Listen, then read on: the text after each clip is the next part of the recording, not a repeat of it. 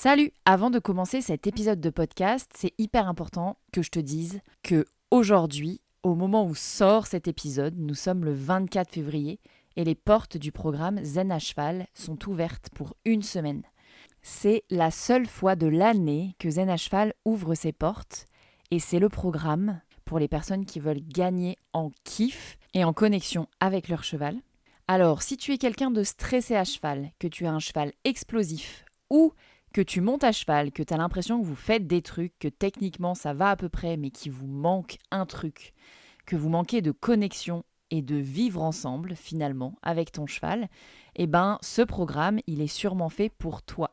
Je te mets le lien dans la description de cet épisode de podcast. Les portes du programme restent ouvertes une semaine seulement pour l'année 2025. Alors dépêche-toi d'aller voir de quoi il s'agit et surtout de prendre ta place pour l'entretien de candidature. Allez, sur ce, je te laisse avec l'épisode du jour. Salut, j'espère que tu vas bien. Aujourd'hui, on se retrouve pour le dernier épisode de la série Pas de décontraction sans, et on va parler de pas de décontraction sans connexion.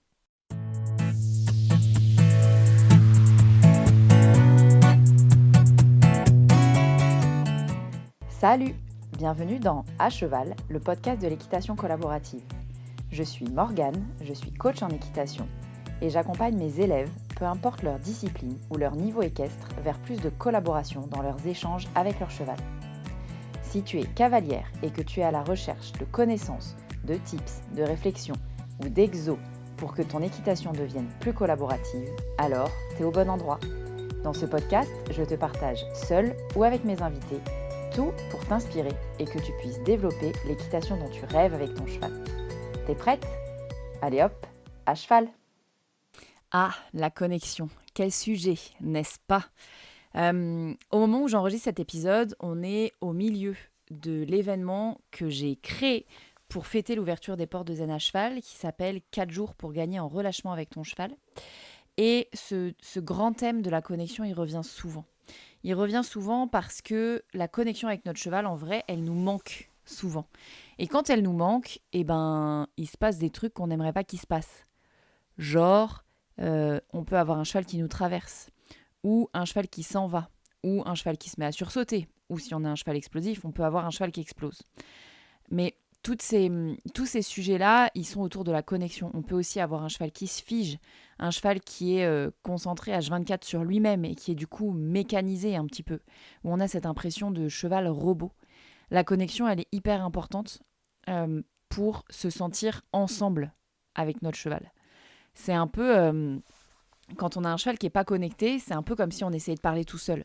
Ou comme on a, je pense qu'on a tous ce genre d'amis, vous savez, cet ami où on parle et en fait ils sont ailleurs. Ou il est sur son téléphone. On a ce genre d'amis. Et avoir passé des moments avec ces personnes-là, c'est pas toujours quelque chose d'hyper plaisant. Avec nos chevaux, on a envie d'être ensemble. En tout cas, si vous êtes là sur le podcast de l'équitation collaborative, il y a des chances que un de vos objectifs, c'est d'être ensemble avec votre cheval. De co-créer, de co-construire, de collaborer. Donc, cette connexion, elle est centrale dans ce sujet de collaboration. Elle est dans le je te parle, tu m'écoutes, tu parles, je t'écoute. Il y a vraiment ce dialogue, cette présence et cette disponibilité l'un à l'autre. C'est hyper intéressant. C'est marrant, rien qu'en parlant, j'ai envie de tirer plein de fils sur ce que je suis en train de dire. Il y a cette connexion, c'est à la fois hyper important qu'elle soit vraiment présente, vraiment disponible, vraiment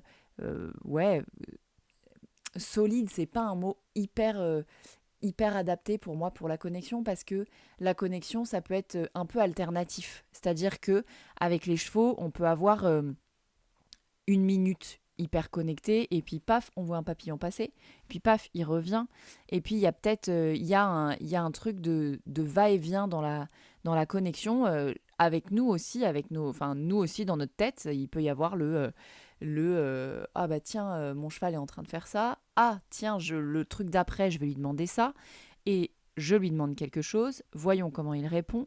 Ah mince, il répond pas de la bonne manière, comment je fais pour lui demander autrement. etc., etc. Donc la connexion, même chez nous, on peut être connecté vraiment avec notre cheval ou alors avec notre cerveau, avec nos connaissances, avec notre stratégie pour s'adapter au mieux à ce qui se passe.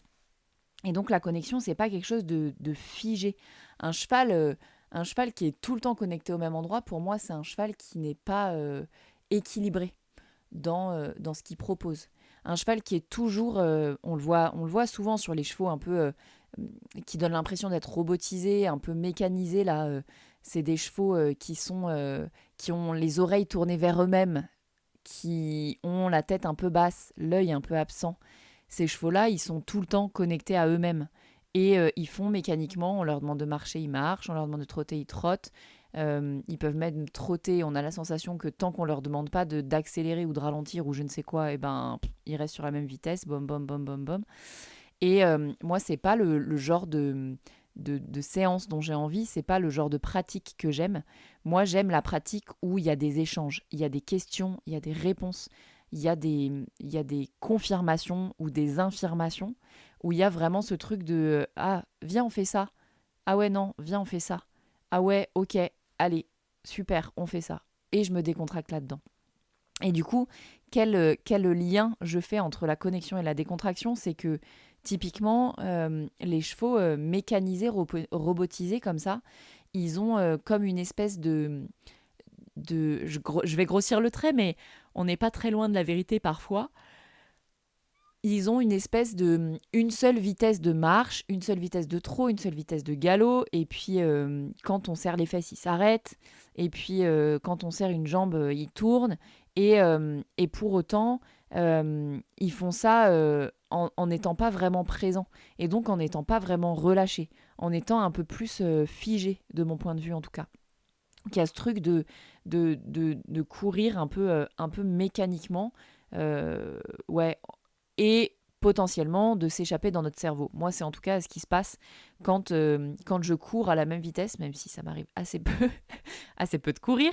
Mais quand je suis sur une activité monotone, là, eh ben, je fais mon activité et en fait, je pars dans ma tête, mais je suis plus vraiment présente à ce que je fais. Pour moi, pour qu'il y ait décontraction et une décontraction suffisante pour travailler de manière optimale dans ses muscles, mais aussi pour apprendre quelque chose de ma séance, ou en tout cas pour retenir quelque chose de ma séance, j'ai vraiment besoin que les chevaux soient là avec moi et parlent, aient envie de parler avec moi. Donc, où j'ai du répondant. J'ai un cheval qui me dit oui, qui me dit non, qui se crispe un peu, qui se décontracte, qui me propose des choses potentiellement, qui me demande de se plier un peu plus ou un peu moins, ou qui peut proposer des changements de main à la longe, par exemple. Des choses comme ça, où il y a une espèce de co-création, où je sais que à tout moment, je peux dire oui, je peux dire non, et que ça va bien se passer, mais pour qu'il y ait décontraction et pour qu'il y ait décontraction intense de l'un et de l'autre et qu'on profite l'un et l'autre de la séance, qu'on kiffe en fait pendant la séance, c'est hyper important qu'il y ait dialogue, comme je le disais dans les épisodes précédents, et c'est pas pour rien que la connexion elle vient que maintenant. C'est qu'il faut qu'il y ait dialogue, et pour qu'il y ait dialogue, il faut qu'il y ait connexion, qu'on soit ensemble, qu'on ait l'impression de pouvoir parler l'un avec l'autre. Donc, je me rends compte à quel point cette connexion, c'est challenge pour beaucoup d'entre vous. Et je m'en rends compte d'autant plus parce que j'échange beaucoup avec beaucoup d'entre vous sur ces derniers jours. Et les échanges qu'on a reviennent assez souvent à ça, en fait. Comment je fais pour connecter mon cheval plus, comment je fais pour me connecter plus avec mon cheval, comment je fais pour qu'on puisse être ensemble dans un environnement qui nous va à l'un et à l'autre. Donc je rebondis aussi sur l'épisode où je parle du cadre pour la décontraction. Et tout ça, c'est un espèce d'équilibre à trouver. Et on sait que l'équilibre, j'aime bien prendre cet exemple du vélo, un équilibre, ça se trouve pas et c'est jamais stable. Un équilibre, ça se trouve et ça se retrouve à chaque instant. Ça s'adapte. Comme quand on fait du vélo. En réalité, quand on fait du vélo, on n'est jamais 100% à l'équilibre. On est tout le temps en train de récupérer notre équilibre grâce au mouvement. Et bien la connexion, c'est pareil. On n'est jamais 100% connecté sur plusieurs minutes. c'est tout le temps une espèce de mouvement, de va-et-vient vers la connexion, la déconnexion, et je me connecte avec mon cheval et avec mon corps et avec mon cerveau pour savoir ce que je vais faire sur la foulée d'après. Oh tiens, il y a un oiseau qui chante, et hop, je reviens à mon corps et comment je suis assise sur mon cheval, et quelle partie de mon corps pose et est au contact de mon cheval, et tiens, comment est mon cheval, comment je le sens, est-ce qu'il est avec moi. Donc il y a une espèce de, de plein de paramètres à prendre en compte et de va-et-vient entre tous ces paramètres. Et ça, c'est vraiment la connexion. Notre cheval, il a aussi ces mêmes va-et-vient. Il y a elle me demande si, ah tiens, moi je me sens comme ça, ah, un papillon, ah, elle me redemande quelque chose, tiens, j'aimerais bien peut-être changer de main, ah, je me sens comme ça, je vais me relâcher, etc., etc. Et donc cette connexion, elle est, d'après moi, sa connexion à l'autre et sa connexion à soi-même, d'ailleurs, on pourrait même aller sur ces sujets-là, elle est absolument indispensable pour qu'il y ait réelle décontraction. Et pour qu'il y ait réelle décontraction, il y aura aussi, dans tout ça, un réel engagement dans la séance. Un truc de, on est vraiment là, on est vraiment disponible à ce qui se passe, l'un et l'autre, on est vraiment connectés à nous-mêmes, mais aussi ensemble. Et une fois qu'on a ça, on a vraiment une séance de qualité. Voilà ce que ça m'appelle, ce sujet de connexion et ce lien que je fais entre la connexion et la décontraction. Écoute, si ça te parle, je serais ravie d'en parler avec vous sur les réseaux sociaux. Donc n'hésitez pas à venir me dire en message privé ce que ça vous appelle, ces notions-là de décontraction, de connexion, et que j'aborde dans cet épisode de podcast. Parce que c'est vraiment des sujets que je développe en profondeur avec les élèves de mes accompagnements. Et principalement l'accompagnement dont on parle un peu plus en ce moment, c'est Zen à cheval, puisqu'il a ouvert ses portes aujourd'hui.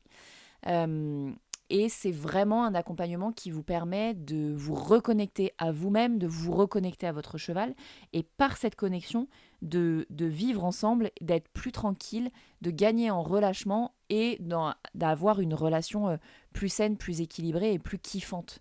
Il y a vraiment cette notion de plaisir, de temps partagé, de plaisir à être ensemble, qui est hyper importante pour moi, et que je développe et ce à quoi j'accompagne beaucoup mes élèves, et notamment dans ce programme qui est focus là-dessus, de Zen à cheval. Donc si jamais ces notions-là, elles vous parlent, venez me le dire sur les réseaux sociaux. Vous pouvez aussi vous renseigner sur le programme Zen à cheval, sur le lien qui est dans la description de cet épisode de podcast. Et puis, un peu plus largement, si cet épisode et le podcast en général vous plaît, vous pouvez aller mettre 5 étoiles sur la plateforme d'écoute que vous utilisez. Ça m'aide beaucoup à mettre le podcast dans les oreilles d'autres propriétaires de chevaux. Et si jamais vous voulez être mis au courant des prochaines sorties d'épisodes, je vous laisse aussi vous abonner.